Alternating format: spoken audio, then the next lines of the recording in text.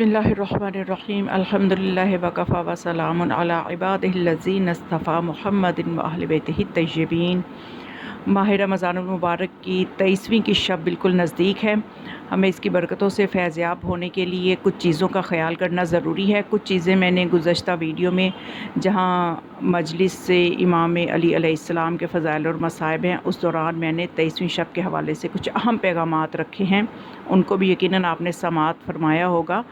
तो अब मैं अमल कुरान के हवाले से एक अहम चीज़ बताना चाहती हूँ कि जब हम अमल कुरान करें तो उस वक्त हमें किस तरह से इस अमल को अंजाम देना है ताकि हमें दुनिया और आखिरत के फ़ायदे हमें मिलें और हमारी रूहानी मंजिलें भी बुलंद हों। तो शब क़द्र के अमाल में कुरान मजीद सर पे रखते वक्त कुछ नीयतें हैं जो करना ज़रूरी हैं।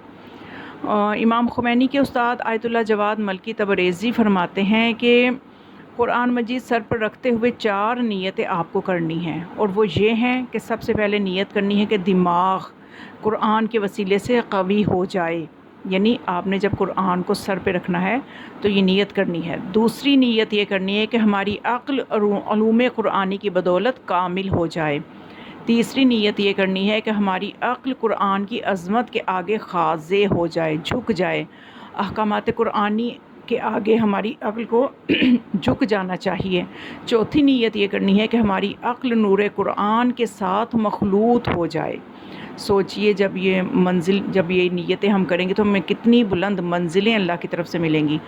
तो ये नीयतें जो भी अंजाम देगा कुरान मजीद सर पर रखने का फ़लसफ़ा उसको मुकम्मल सआदतों के साथ बहरामंद कर देगा। चुनांचे खुलूस नीयत के साथ ये 4 नीयतें ज़रूर अंजाम दें। अब इसमें मैं एक इजाफ़ा करूँगी, वो जो कि बहुत ज़रूरी है उस चीज़ का बताना कि ये कुरान सामित है जो हमने अपने सर पे रखा हुआ है और हमने 4 नीयतें करनी है। और उसके साथ 5वीं नीयत आप ये करें कि इस कुरान सामित के ऊपर अमल करते हुए इसके वसीले से हम कुरान नातिक का कुर्ब हमें मिल जाए।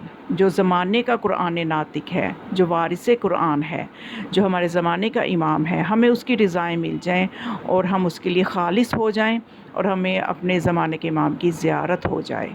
ये नीयत भी आप साथ शामिल कर लें, क्योंकि खाली कुरान सामित हमें कोई फ़ायदा नहीं देगा जब तक कि कुरान नातिक को हम साथ लेके नहीं चलेंगे। जब तक कि कुरान नातिक की मारिफत नहीं होगी तो कुरान नातिक की मारिफत भी इस कुरान के वसीले से सर पे जब कुरान रखें तो ये भी नीयत करें कि हमें कुरान ने अपने ज़माने के इमाम की मारिफत भी हो जाए।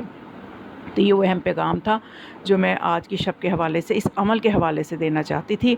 दुआओं में मुझे भी याद रखिएगा। वस्सलामु अलैकुम व रहमतुल्लाहि व बरकातुहू।